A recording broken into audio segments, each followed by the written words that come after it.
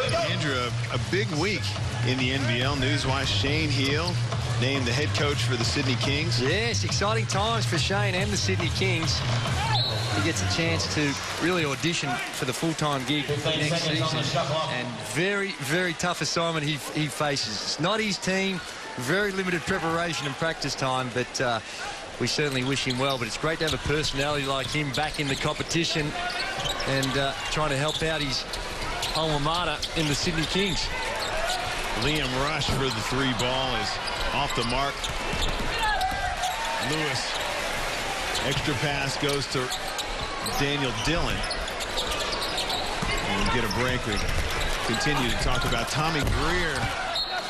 And ball goes off to the Melbourne Tigers. But Shane Heal, you know, people think, okay, well, I'm not saying that you're saying this, but people would think, oh, Shane Heal, he's a personality. But assistant coach for the Australian team, has had plenty of experience as a coach. And it'd be good to see him coach under the circumstances of not the pressure of a player coach, but just going out there and calling it from the sidelines and not having to worry about dropping 20 and expending his mental energy as well as his physical energy out on the floor. Well, that's right. And this day and age, that's really not possible. Mission impossible. He cannot do it. But he's going to get a look, and I'm sure he learned a lot from his time as the coach of the South Dragons, and he's only going to be better for it. Darren Ing from the corner. Splash. Got Trevor Gleason and the bench over there, but the Tigers are shaking their head before he even shot that thing. You can just see it coming. And when you're a coach, you know when he gets his feet set, it's going to be down. Dillon just bullying his way to the hoop, and a good tip in by Liam Rush. Melbourne Tigers just hanging in there.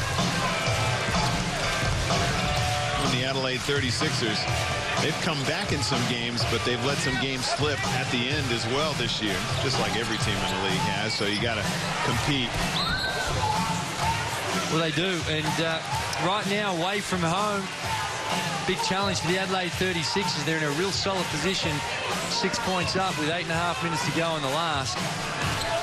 I'm sure Marty Clark would have taken that line before the game if you offered it to him. And there's Diamond Simpson. I have been impressed tonight with the way the Adelaide 36ers executed in the half court. They've had a good balance between the on-ball pick and roll. They've got some good away from the ball action. They just look strong tonight. And naturally things look a whole lot better when the ball's going in the hole, which it has tonight, as they've shot it at 52% from the field, 51.2 and 55% from the three-point line, and 83% Steve Carfino from the free-throw line. They are putting on a shooting clinic tonight in every facet of the shooting game. Good numbers. They'll take that any day of the week. Any team would.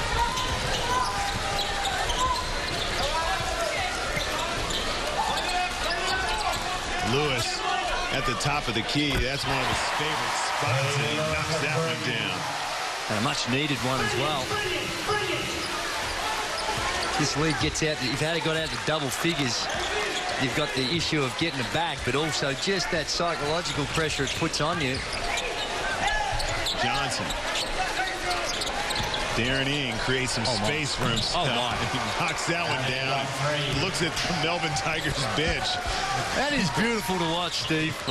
When we've seen some of the shooting this season, it's been some relentless defense, but it's a beautiful thing to see guys being able to knock down the three ball. Dillon, pull-up jump shot, very flat.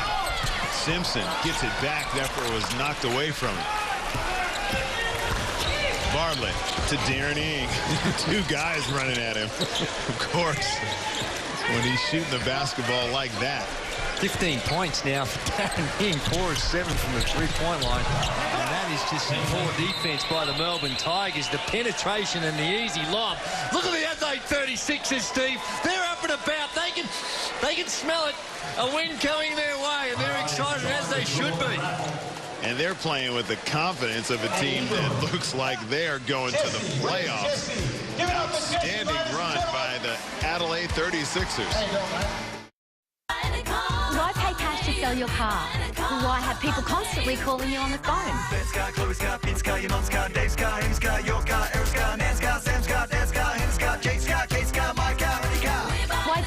house or less? Why have people you don't know at your door?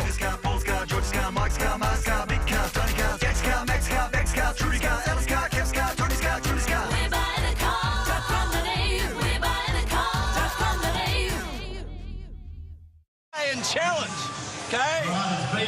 Just build it up, 1 stop, 2 stops, get 3 stops. Be patient down and off it. Keep attacking the basket, okay? But defensively, we've got to step up individual defense. Right? Keep them off the line. They're going for a dunk foul. Good X2. Here we go. Trevor Gleason got a number of things they needed to talk about on that timeout. One, the most important thing is dribble penetration, because the dribble penetration is getting the shooters free. And normally you say, all right, well, we'll live and die if they're going to just keep spraying the ball at the three-point line. Can't deny it, though, Steve, because they've proven they're going in. They're 12 or 21 from the three-point line, and so you got to make the adjustment. But that timeout, Trevor Gleason focusing on the defense, which he needs to do, but they trail by 10 with 7 to go. Got to find a way to put some points on the board as well.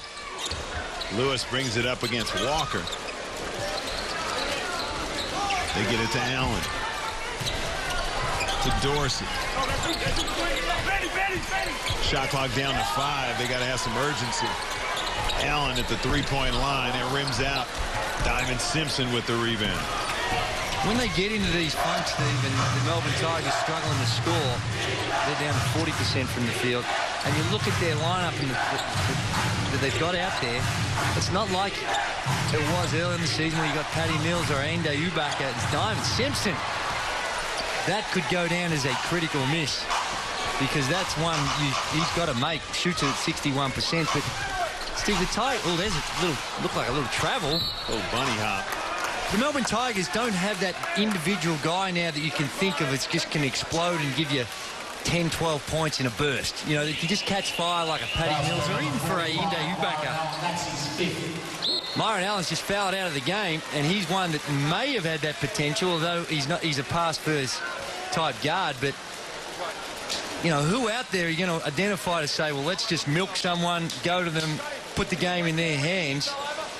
Maybe Cameron Chigar down low, but don't really have that explosive firepower in any one individual. Here we go. No. Can't run. You know, and there are teams like that just have to play smart and not create a big deficit for themselves because they don't have the firepower. They're not getting a lot out of their half-court structure. They're moving around and getting some motion, but they're not getting any cheap baskets out of what they do in their half-court set. Warren.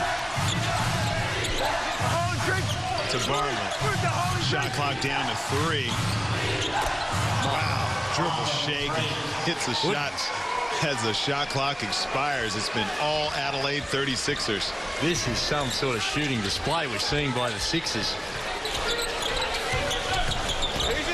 This is the Adelaide 36ers of the Phil Smythe era. Yeah. Coming down and putting up some crazy points. Oh, they would explode. Oh, my. Just a wild pass. And when you talk about getting an indication, if you've just walked into the stadium and you didn't know the score and you looked at the body language of these two teams, you'd clearly be able to recognize who's in front. Yeah, the team that is shooting the eyes out of it tonight. The Adelaide 36ers. 82-69. Adelaide have scored the last 8. They've had 2 big 8-point runs. Johnson will try his luck at the three-point line. Tried to get a good bounce, but it hit the shot clock. Marty Clark not happy with the decision by Daniel Johnson. I think Daniel Johnson went for the flare and the 3-ball rather than maybe setting a screen. That's the look of Marty Clark, and not happy with that. He had to shoot it once he caught it, but I think Marty Clark's confusion there with or issue with Daniel Johnson that he was in the wrong place. And Dorsey turns the corner, finds Cam Turgal. Got it off quick. Right there is a beautiful half-court set. Swinging around and they get it and execute and they actually have a destination where they have the chance to pick up something cheap, which they do. They did that time. Trevor Gleason trying to urge his guys on. It's got to happen right now with a stop. Ing skips it over to Bartlett. Back to Ing. Man, he didn't get it off in time, but tearing Ing off one leg. Only just, Steve. He's a scorer. Man, imagine guarding him in a lower level game. He's a great junior player as well, as you could imagine. Always just... Boy, a shooter like that, it's a forgotten art. Johnson skips it ahead to Warren. And he lays it up and in. Adelaide forced the turnover. Timeout to the Melbourne Tigers. Tough from here, Steve. Come up against the Adelaide 36ers, who played last night against the Perth Wildcats. Had a serious run at them in the fourth quarter. Got it back to a 2-point game before going down by 11. And they have taken that good fortune of the fourth quarter into tonight's game against the Melbourne Tigers. And Steve, the Melbourne Tigers, they've lost 7 out of their last 8. And on the evidence that you see tonight, at the end of the day, they're just not good enough. I mean, they had a different lineup at the start of the season, and sure, they've had some difficulties along the way, but the bottom line is they're not good enough. They just don't have the talent, and it's been on display. You know, now it's going to be 8 out of the last 9, unless there's a significant turnaround. You lose 8 out of your last 9. It's just Trevor Gleason has tried everything. He's changed up the starting lineup. He's looking at some different offensive sets. He's looked at some different defensive sets. He's explored all the different options. He's gone to plan A, B, C, D, and E. That's right. So you just eventually it comes to a point, you know what, with these guys together, you're just not good enough. Yeah. Where do they go now? Well, I think there's a lot of good tools there to work with, and it's just, you know, 1 or 2 players can make a profound difference and make them good enough. So it's going to be a tough time for in the off season for the Melbourne Tigers. They're going to have to look at their roster, and no two ways about it. There's going to be some guys that currently in the Melbourne Tigers lineup that won't be there next season. You got to find room for them. And what about Adelaide? Adelaide, you know, you can be a little bit more buoyant about them because, like I said, they got some young players, emerging stars. Mitch Creek and Daniel Johnson. Ron Dorsey knocks down the 3, which the Tigers are hoping is going to ignite their comeback. Still enough time. 3.5 minutes remaining. 10 points down. Adelaide cannot dry up. Tommy Greer with the steal. Dillon trying to get to the rim. He's fouled. He gets the layup up over the rim, but he can't get it to drop. And you're talking about it's Adelaide 36's team that would be psychologically fragile at the moment. They're the turnover by Daniel Johnson. That is sloppy turnover in the where this game is at. You're 10 points up, 13 points up. They hit a 3. You come down and give the ball straight back to them with a turnover like that. That's given the way the season's unfolded for Marty Clark. All of a sudden, Daniel Dillon knocks these 2 down. Back within striking distance. He's done just that. Daniel Dillon solid from the foul line. Makes it an 8-point game. Tigers have scored the last 5. Warren turns on the Jets. Finds Stephen Way. He turns it down. He wants to run off some more clock. Good decision. At a different time of the game, that shot's going up. But where we are right now, the clock is their friend. Johnson with a tough shot. Oh, goodness. He's playing for the contact. Didn't get the call. Tigers. 4 of 14 now for Daniel Johnson. Tragar has the ball knocked out of bounds. Daniel Dillon goes strong to the hoop. And I know Daniel Johnson, he's still learning his trade. But when you got guys that are smoking hot from the perimeter, kick it on. He put that ball to the floor with 6 seconds to go in the shot clock. Dorsey with a 3. Kind of rushed from Lucas Walker. Throws it up underneath the rim. Dorsey with the hustle. Finds Dillon. Tigers catch a break there on that possession. Big possession coming up now for the Tigers. Dorsey with the post up. Turnaround jump shot is long. With an extra pivot, probably could have gotten a little closer to the hoop. Had the size advantage. Good look. Greer's on Warren. Warren. And the score. Little indecision between Cam Tragah and Tommy Greer on the hedge. Just tentative, wasn't it? There wasn't that aggressive commitment on the ball. And here we see it. And Warren sees that.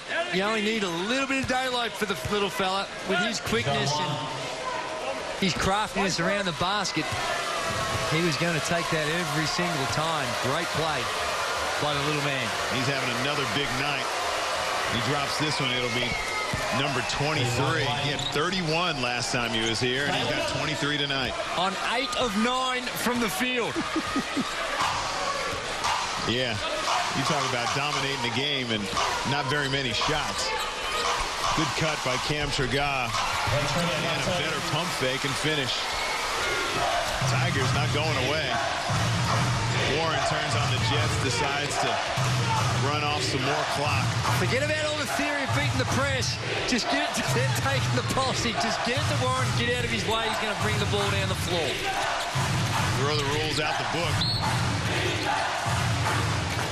Walker